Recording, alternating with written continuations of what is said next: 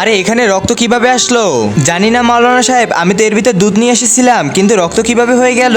আচ্ছা আমার সাথে চলো তো। আচ্ছা চলেন। আরে মাওলানা সাহেব, রক্ত তো একটা বাহানা ছিল। আসলে তোমাকে আমরা ঘরের ভিতরে আনতে চেয়েছিলাম। আরে এটা আবার তুমি আমার সাথে কিরকম মজা করতেছো? মাওলানা সাহেব, এবার তোমার ইজ্জত আর সম্মান দুইটা যাবে। আমি তোমার নামে চুরির মামলা করব। যদি তুমি এর থেকে বাঁচতে চাও তাহলে আমাকে 1 লাখ টাকা দাও, না হলে আমি মহল্লাবাসীর কাছে বলে দিব তুমি আমার বাসা চুরি করতে ঢুকেছিলে। তোমার যা ইচ্ছা হয় তাই তুমি করো, আমার আল্লাহর উপর পুরো বিশ্বাস আছে। আচ্ছা তাহলে দেখো। আরে দেখে যাও মাওলানা সাহেব আমার বাসায় চুরি করতে ঢুকেছে। মাওলানা সাহেব, আমরা এটা কখনো মানতে পারতেছি না যে তুমি আমাদের মহল্লায় চুরি করবে।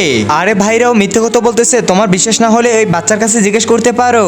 কিন্তু তার আগে একদিকে আছে মদ, অন্যদিকে আছে পানি। তুমি কোনটা খেতে ভালোবাসো? তুমি যদি আমার মতন পানি খেতে ভালোবাসো তাহলে ভিডিওতে লাইক করে চ্যানেলটা সাবস্ক্রাইব করে দাও। আর মদকে ভালোবাসলে কিছু করা লাগবে না। তুমি কি পাগল হয়ে গেছো? তুমি একটা বোবার কাছে কি জিজ্ঞেস করতে বলতেছো? হ্যাঁ দেখো কি মিথ্যা কথা বলতেছে, চলো ওকে মারো সবাই। আরে ভাইরা দাঁড়াও বলতেছি, আমার ভাই তোমাদের কাছে মিথ্যা কথা বলতেছে। মাওলানা সাহেব কোনো চুরি করতে আসেনি এখানে।